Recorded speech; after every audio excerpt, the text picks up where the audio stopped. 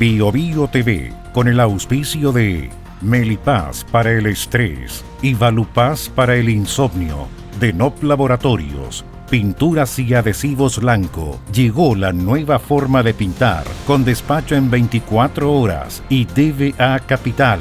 El futuro es sustentable. Invierte en energías limpias. Conoce el eFund en dvacapital.com. Presentan la entrevista de Tomás Mochati. Logra una vida tranquila naturalmente con Melipaz y sin insomnio con Valupaz. Melipaz tranquilizante que calma la ansiedad, controla el estrés y alivia el colon irritable. Valupaz, medicamento natural para el insomnio. Induce tu sueño y buen dormir de forma natural. No provocan dependencia. Para adultos y mayores de 12 años. Venta en todas las farmacias del país y en farmacias independientes. Ella le pone magia al color. Nos hace muy felices, compartimos nuestro amor. Ponle magia tú también, deja la imaginación volar. Que todo luzca hermoso como siempre está tu hogar. Mi mundo es mejor con Lanco. Sabemos que la pelea contra el cambio climático se gana eliminando las emisiones de CO2. Hay que generar energía limpia, llevarla a todos los rincones del planeta, almacenarla y ocuparla en nuestra vida diaria para que logremos un futuro sustentable. A partir de eso, creamos eFund, un fondo que invierte en las compañías que están liderando la electrificación del mundo, desde aquellas que fabrican los materiales para construir paneles solares o parques eólicos, hasta los mayores productores de baterías y autos eléctricos. Invierte en eFund, sé parte del futuro eléctrico y suma en un sentido a tus inversiones.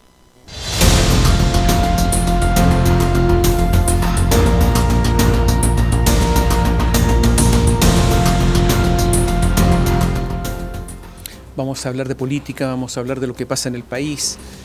Cada semana uno dice, bueno, y lo estábamos conversando recién, ya, llegamos a un pic, no puede ser más alto, y sin embargo la semana siguiente es más intensa, más compleja, con más declaraciones juradas, con más sorpresa.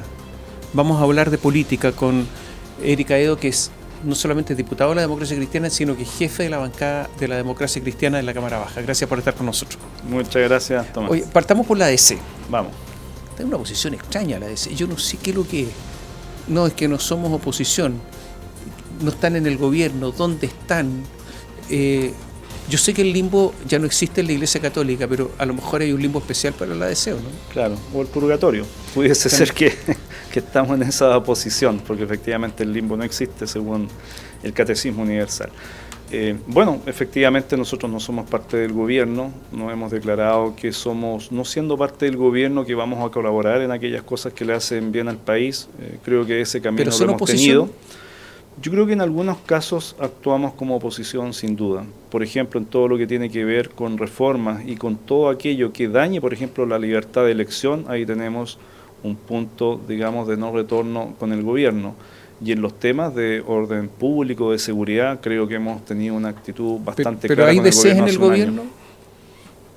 Oficialmente no, creo que algunos han entrado renunciando a la Democracia Cristiana. Pero Víctor Torres, hoy día se discute el tema de la salud, uno de los temas esenciales, viene la reforma a la salud, está el problema de las ISAPRES. Bueno, y el superintendente de salud, Víctor Torres, de C. Bueno, él es de C porque en el fondo dice que tiene congelada la militancia, ¿no es cierto? Pero nosotros, pero existe no, eso pero de si andar eso congelando no existe, las cosas. No, si eso no existe. Pero ¿qué es lo que es entonces? Él está siendo demócrata cristiano en el gobierno como superintendente. En un puesto importantísimo. En un puesto importante y en donde nosotros como bancada de la Democracia Cristiana tenemos una opinión que la salud privada no se puede dejar caer y hay que proteger a 3 millones de chilenos que son parte de esa salud. ¿Víctor Torres responde a la DC o no? Por lo menos nosotros le transmitimos lo que nosotros pensamos que hay que hacer en la salud privada y yo entiendo que cuando uno es parte de un gobierno al final se tiene que alinear con ese gobierno y por tanto los puntos de vista distintos que tenemos con Víctor Torres se los hacemos saber con bastante Si fuera claridad. por ustedes, ¿él debiera estar en el gobierno o no? Si fuera por ustedes. No, la Democracia Cristiana ha dicho que no debieran estar demócratas cristianos en el gobierno. Creo que en eso no ha cambiado la opinión y en eso Alberto Undurraga como presidente ha sido bastante consistente. Hay cosas que no se entienden porque hace poco tiempo, poco más de un año. Jasna Proboste era candidata presidencial, Jasna Proboste tenía un programa muy parecido al de Gabriel Boric. Si uno los compara, podría aplicar un poquito de calco y no andaría muy equivocado. Llamaron a erradicar el neoliberalismo, lo llamó la dirigente, la candidata de ustedes, apoyaron la constitución rechazada, esa constitución era radicalmente distinta, de hecho no establecía ningún derecho a elegir, una salud absolutamente pública, por ejemplo. Entonces, ¿de qué hablamos? No entiendo. Pero si lo acaban de apoyar hace unos meses.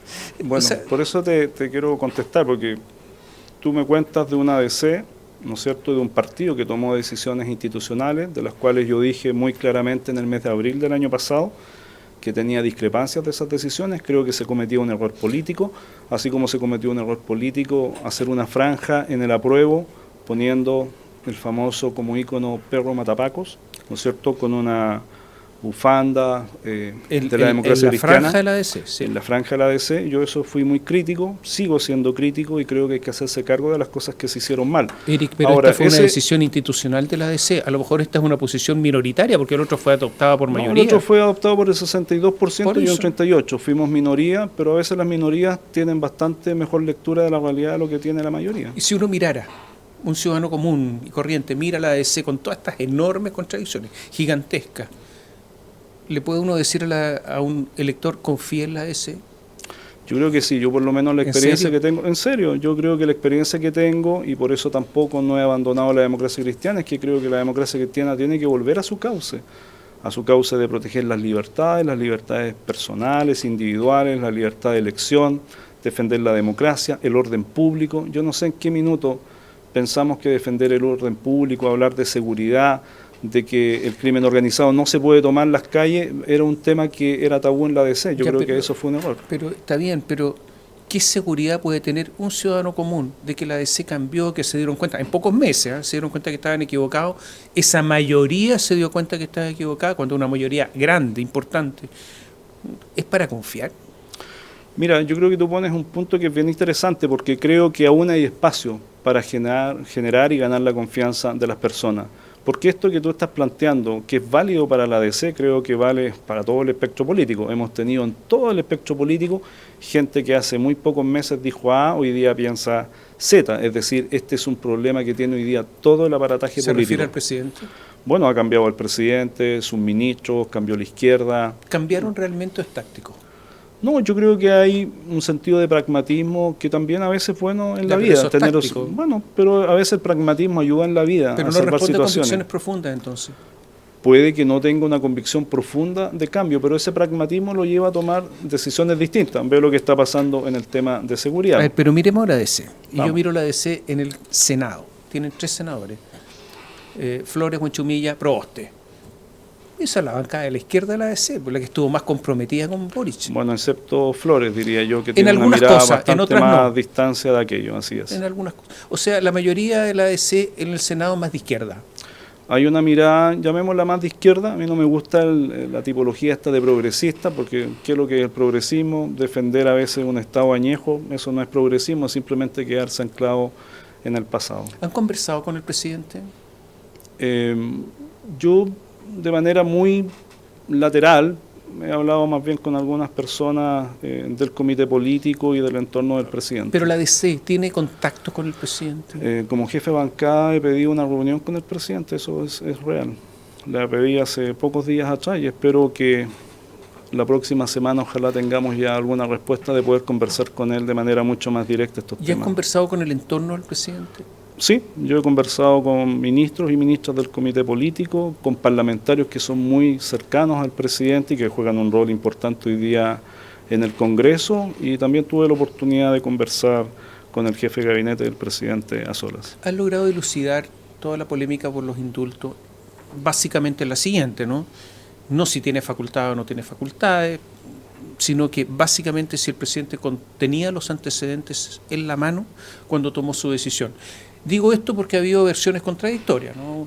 Manuel Monsalve dice una cosa, el ministro dice otra, me refiero al ministro de Justicia dice otra, la ministra Vallejo dijo otra. Entonces esto es una confusión, y como esta es una facultad privativa del presidente, no de los ministros, El presidente no ha contestado esta pregunta, pero ustedes la han logrado dilucidar, ¿o no? No, no la hemos dilucidado y por eso también votamos favorablemente la comisión investigadora respecto de los indultos. Yo soy parte además de esa comisión investigadora y sí lo que he dicho públicamente y en privado es algo del que estoy convencido.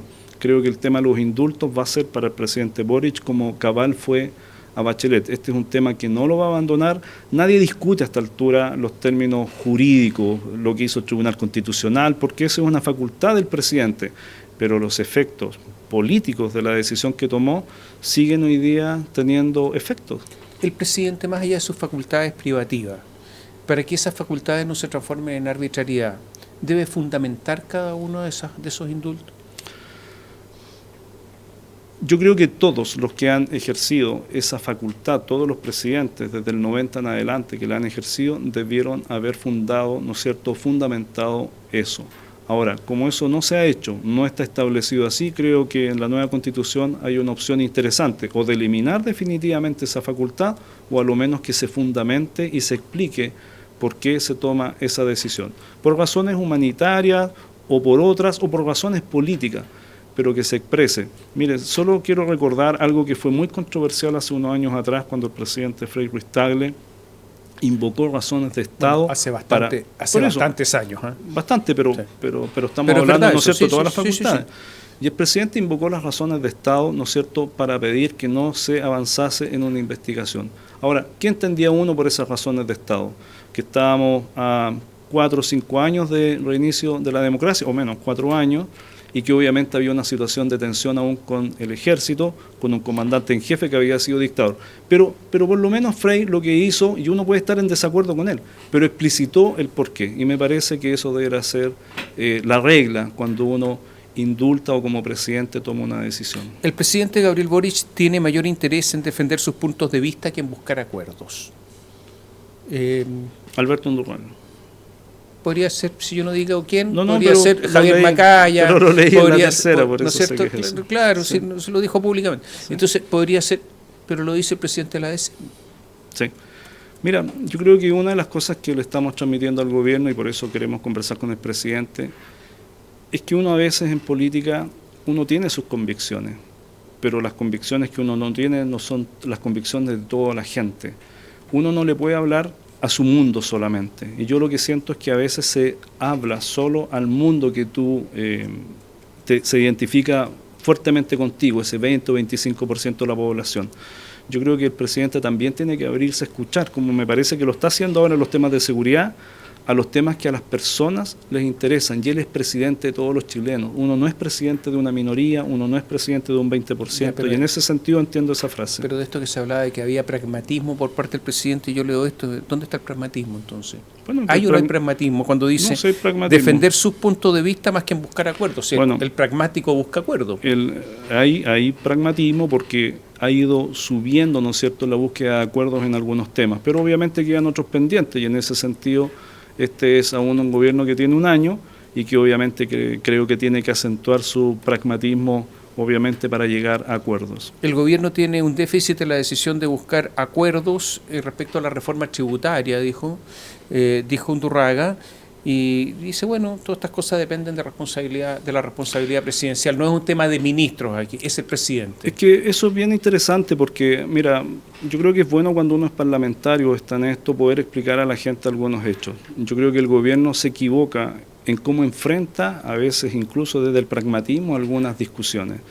En la reforma tributaria, la impresión que nos quedó a todos es que el gobierno avanzó algunos pasos en la Cámara de Diputados y se guardó la negociación gruesa para el Senado. Y creo que eso fue un error, porque lo que no leyó el gobierno es que hoy día tiene una Cámara de Diputados, primero, donde es minoría. Eso no lo lee bien, aunque ellos digan que lo entienden, pero en los hechos no actúan asumiendo esa minoría, y no es capaz de darse cuenta que hoy día tiene una fragmentación que le exige mucho más músculo político para enfrentar esa discusión.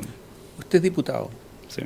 ¿Qué piensan los diputados cuando se dan cuenta, y esto ya lo sabemos, que el gobierno presenta un proyecto de reforma tributaria con el tejo pasado para después negociar en el Senado, aprobarlo en la Cámara de Diputados para después negociar en el Senado donde cree tener más dificultades? Entonces los usa ustedes como caballito de batalla.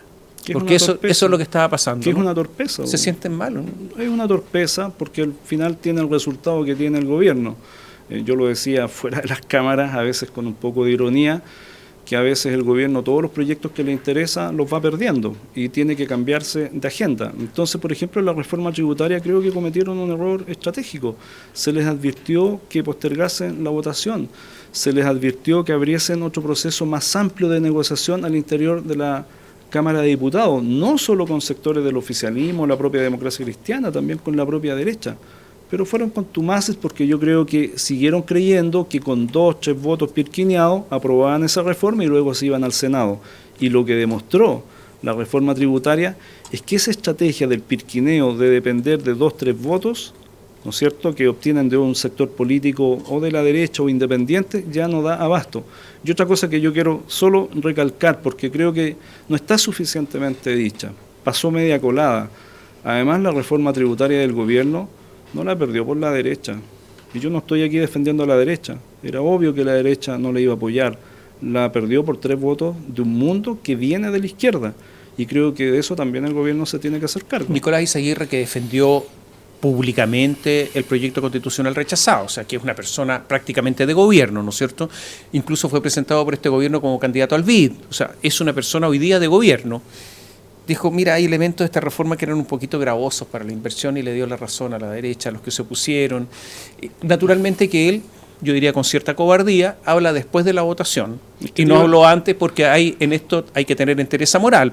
Es que te iba a decir lo mismo. Pero, o sea, pero le están dando la razón a la derecha. Sí, pero por eso te digo, pero ¿qué valor tiene decir las cosas a posteriori cuando tienes una convicción anterior? Yo prefiero tener una convicción anterior. Y no es que yo tenga la razón, si puedo estar equivocado, pero me muevo en base a una convicción. Eso es lo que me hace hablar con tanta libertad, por ejemplo, de todo el proceso que ha pasado, porque, insisto, en abril, desde una convicción, dije rechazo. Hoy día puedo decirlo con total claridad que creo que estábamos en lo correcto a la luz de lo que ha pasado en el país. El año pasado levantamos la Comisión Investigadora de Robo de Madera y pusimos en la agenda nacional un tema que estaba bastante oculto hacia el país.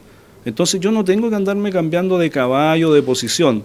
Quiero decir las cosas que pienso en el momento oportuno y no decirlas después, porque creo que carecen de valor. Entonces, bien lo que dijo y se sinceró el exministro Izaguirre, pero la verdad es que lo tenía que decir antes, después ya tiene poco valor. Oye, a ver, renuncia, priorización, jerarquización, todas estas palabras que se están usando últimamente y se refieren ni más ni menos que a un programa de gobierno. Vamos a conversar de eso después de una pausa.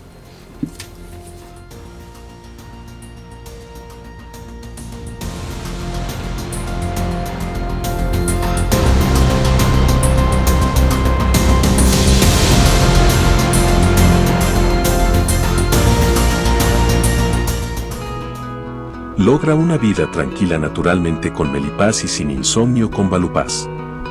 Melipaz tranquilizante que calma la ansiedad, controla el estrés y alivia el colon irritable. Valupaz, medicamento natural para el insomnio. Induce tu sueño y buen dormir de forma natural. No provocan dependencia. Para adultos y mayores de 12 años. Venta en todas las farmacias del país y en farmacias independientes. Ella le pone magia al color. Nos hace muy felices, compartimos nuestro amor. Ponle magia tú también, deja la imaginación volar. Que todo luzca hermoso como siempre está tu hogar. Mi mundo es mejor con Lanco. Sabemos que la pelea contra el cambio climático se gana eliminando las emisiones de CO2. Hay que generar energía limpia, llevarla a todos los rincones del planeta, almacenarla y ocuparla en nuestra vida diaria para que logremos un futuro sustentable. A partir de eso, creamos eFund, un fondo que invierte en las compañías que están liderando la electrificación del mundo, desde aquellas que fabrican los materiales para construir paneles solares o parques eólicos, hasta los mayores productores de baterías y autos eléctricos. Invierte en eFund, sé parte del futuro eléctrico y suma un sentido a tus inversiones. De lunes a viernes, pasadas las 10, continúa tu mañana con el Expreso Biobío. Lo que está pasando y los temas más relevantes los conocemos y escuchamos al instante. Acompáñate y viaja junto a nosotros. Expreso Biobío.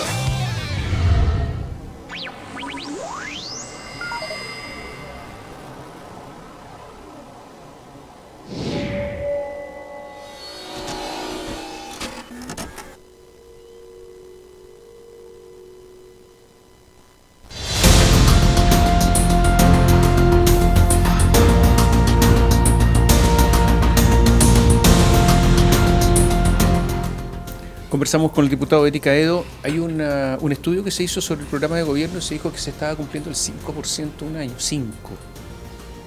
El asunto está malo porque Michelle Bachelet había cumplido el 25%, Sebastián Piñera el 23%, aquí el 5%. La cosa está mala desde ese punto de vista. Y resulta que ya se habla de priorizar. Paulina Bodanovich, la presidenta del PS, hay que jerarquizar, dicen algunos.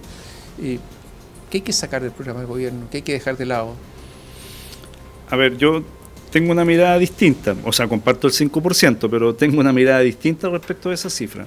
Yo creo que el programa de gobierno fue derrotado durante el año 2022. Ese programa de gobierno se fundaba, buena parte de él, en la aprobación de un texto constitucional que tuvo carácter refundacional y que 62%, 68% de los chilenos rechazaron, a lo largo 62,7% a lo largo de todo el país. Y por eso creo que ese 5% que tiene de cumplimiento es de aquellas cosas que le parecían del sentido común a las personas y el otro porcentaje no lo pueden hacer porque ya está desechado. ¿Te fijas? Ya, pero ¿qué hay que sacar de ahí? No, o sea, todo lo que tenía que ver con que todo lo iba a hacer el Estado, eso no tiene hoy día ni un sentido. O sea, pensar que solo el Estado se va a hacer cargo de la educación, lo conversábamos fuera de cámara. Pero ya se habla, ya se ha dicho, ¿deuda histórica a los profesores? No se puede. O sea, ¿cómo la van a financiar? Dicen, si al final no... Ya, pero este es un gobierno fundado en el movimiento estudiantil.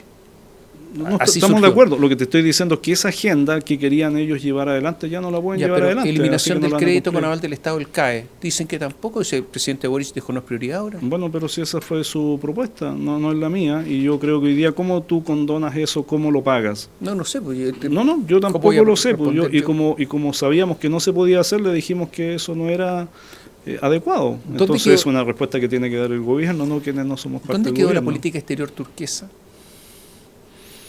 Fuera todos, fuera la ministra, fuera los subsecretarios. ¿La política exterior feminista está? ¿Hay una agenda feminista en la política exterior? No, que yo sepa, no. Yo lo que veo es que tuvieron que recurrir, ¿no es cierto?, a un abogado con características de diplomático, conocido en los gobiernos de la Concertación, mayor de 70 años, a tratar de ordenar esta situación y a dejarnos de, a ver, ¿cómo decir?, de, no sé si torpezas o, francamente, de no querer mirar la realidad. Mira lo que está pasando con las fronteras chilenas en el norte. O sea, tenemos un canciller boliviano que dice que lisa y llanamente ellos dejan pasar a todo el mundo por Bolivia, que pasan encantados a Chile, y si queremos un acuerdo con ellos para que vuelvan por su frontera, entonces nos tienen que dar mar. O sea, yo creo que ese nivel de infantilismo a veces en nuestras miradas de la geopolítica nos ha hecho mal, y por eso creo que tuvo que traer un canciller que entienda estas cosas, porque las sepa. Hablemos de tema de seguridad. 8 de octubre de 2021, Twitter. Crisis de Carabineros no da para más, por cierto, para quienes tenemos responsabilidades políticas no basta constituir, por eso exigimos intervención civil, derogación del control de identidad y sesiones urgentes del Congreso. 2021, 8 de octubre, estaba terminando 2021, Gabriel Boric. El presidente ha dicho que ahora quiere acompañar a los carabineros en los procedimientos policiales. Yo casi pensé en Bukele acá. O sea, un presidente en los procedimientos policiales. Sí, está bien para un delegado presidencial o un delegado provincial, pero... Esto es una muestra de desesperación. Yo creo que esto es una muestra... No había escuchado yo un presidente que iba a acompañar... Sí, yo creo que es una muestra de no calibrar a veces de manera adecuada lo que es la demanda de la gente, que sin duda es de seguridad, pero en este afán de empatizar tanto, uno no puede nunca olvidar cuando se es presidente de la República o se tiene una alta investidura de mantener el equilibrio del Estado. No le corresponde a él. Yo podría entender a un ministro, incluso un ministro o a la ministra del Interior, a un delegado presidencial, estando presente en uno de estos operativos, pero también hay que pensar que en uno de esos operativos pueden dispararle al presidente, como lamentablemente en un operativo, ¿no es cierto?, en la región de Valparaíso, en Quilpué, arriba de un auto le disparan en la cabeza a una carabinera. Hemos hablado mucho en la radio, y aquí también, sobre la desventaja con que se encuentra Carabineros cuando se enfrenta a la delincuencia. Absolutamente. En el caso del asesinato de Rita Olivares, en Quilpué, resulta que les avisan que hay un intento de robar una casa, llegan 2 carabineros en un vehículo, ella y otro, ella a cargo del procedimiento, un conductor, 2 contra 8. Con armas, un revólver, imposible. Iban a perder. Y de hecho la mataron. Y resulta que las armas UCI, pese a todo lo que diga la ministra del Interior, porque la ministra del Interior no dice absolutamente la verdad, están guardadas y no pueden sacarlas a la calle, no pueden dar los vehículos con esto. Entonces, evidentemente que están en desventaja. ¿Por qué esto no cambia? Se ha dicho un montón de veces y la ministra del Interior da explicaciones que no se ajustan a la verdad. ¿Por qué pasa esto? Porque yo creo que en el mundo, y de verdad te agradezco que me hayas preguntado esto, porque yo creo que en el mundo de la izquierda y la centroizquierda se siguen tomando decisiones con traumas del pasado. Quiero ser bien responsable en lo que estoy diciendo, pero siento que se toman decisiones con traumas del pasado. Es más, yo no logro entender cómo los expertos constituyentes de la centroizquierda y la izquierda hace pocos días atrás sacaron del capítulo constitucional los temas que tienen que ver con Fuerzas Armadas, orden público, seguridad en medio de la crisis de seguridad que vive el país. Me parece de una irresponsabilidad enorme, lo quiero decir muy responsablemente siendo diputado. Me parece que eso no es conectarse con la realidad, que ahí lo que prima es una visión personal o a partir de los dolores tomar decisiones. Creo que eso hace mal. Y por eso, perdona, solo para terminar eso, porque creo que eso es lo que impacta. Yo creo que nosotros pasamos hace ya muchos años de una dictadura, ¿no es cierto?, a un proceso democrático, en donde teníamos restricciones a una amplia libertad. Pero ese Chile ya cambió nuevamente. Hoy día lo que tenemos es crimen organizado. Yo lo digo esto, insisto, por los temas que me tocó ver en todo el crimen detrás del robo de la madera, en donde tú tienes contratados, gracias a ese negocio que llegó durante el primer trimestre del año 2022 a mover $100 millones entre 400 a 600 guardias armados, con armas automáticas de alto calibre, y obviamente, ¿no es cierto?, todas las restricciones a carabineros. Entonces, obviamente que comparto lo que tú estás planteando, porque creo que ahí la decisión que hay que tomar es que hoy día te enfrentas a un crimen distinto, un crimen organizado con alto poder de fuego, con tecnología, con dinero, y eso hay que salir a enfrentarlo súper decididamente. Eric, hay elecciones el 7 de mayo, y la Democracia Cristiana ha presentado candidatos que estaban muy de acuerdo con la anterior Constitución, que no solamente no se refería a ninguna de estas cosas, sino que eliminaba el estado de emergencia, establecía una serie de derechos para las personas imputadas y muy poca para las víctimas. Entonces uno dice,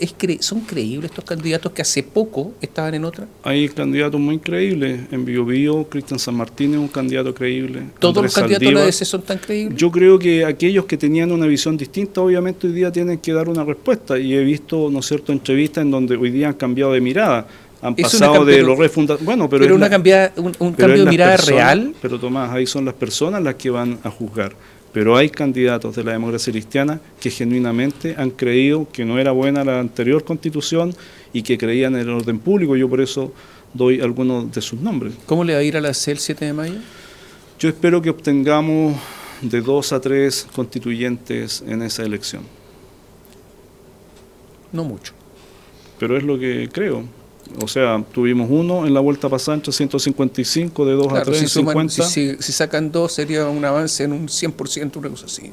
Entre 50. Bueno, pero si de ahí estamos partiendo reconstruyendo esto, y estamos reconstruyendo justamente porque algunos que votamos rechazo mantuvimos la palabra empeñada, y también así se lo exigimos a la derecha, de que había que seguir adelante con este proceso. ¿Está esperando una reunión con el presidente?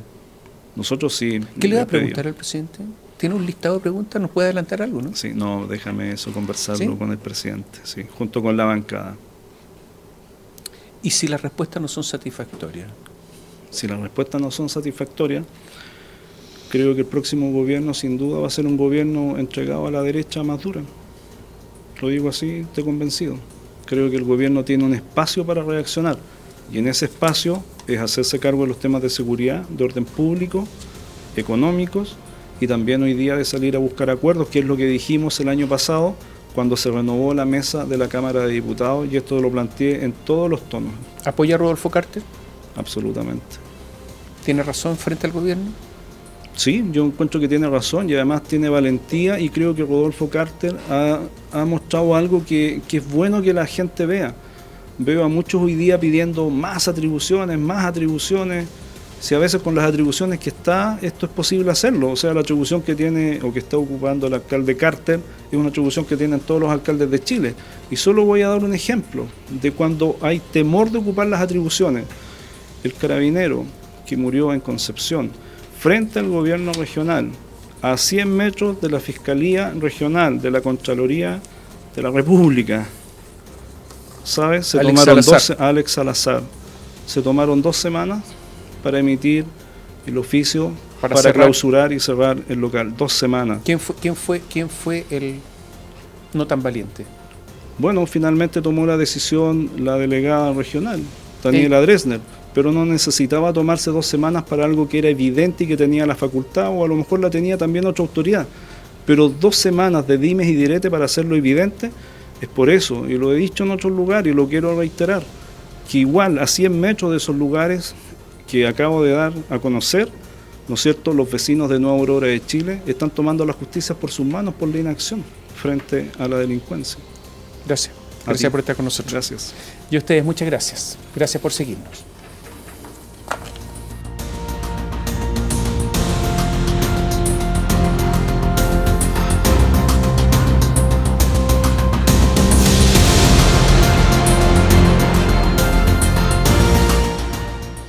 Bio Bio TV, con el auspicio de Melipaz para el estrés y Valupaz para el insomnio, de NOP Laboratorios, pinturas y adhesivos Lanco. Llegó la nueva forma de pintar, con despacho en 24 horas, y DVA Capital. El futuro es sustentable. Invierte en energías limpias. Conoce el eFund en dvacapital.com. Presentaron la entrevista de Tomás Moyati. Logra una vida tranquila naturalmente con Melipaz y sin insomnio con Valupaz. Melipaz tranquilizante que calma la ansiedad, controla el estrés y alivia el colon irritable. Valupaz, medicamento natural para el insomnio. Induce tu sueño y buen dormir de forma natural. No provocan dependencia. Para adultos y mayores de 12 años. Venta en todas las farmacias del país y en farmacias independientes. Ella le pone magia al color. Nos hace muy felices, compartimos nuestro amor. Ponle magia tú también, deja la imaginación volar. Que todo luzca hermoso como siempre está tu hogar. Mi mundo es mejor con Lanco. Sabemos que la pelea contra el cambio climático se gana eliminando las emisiones de CO2. Hay que generar energía limpia, llevarla a todos los rincones del planeta, almacenarla y ocuparla en nuestra vida diaria para que logremos un futuro sustentable. A partir de eso, creamos eFund, un fondo que invierte en las compañías que están liderando la electrificación del mundo, desde aquellas que fabrican los materiales para construir paneles solares o parques eólicos, hasta los mayores productores de baterías y autos eléctricos. Invierte en eFund, sé parte del futuro eléctrico y súmale un sentido a tus inversiones.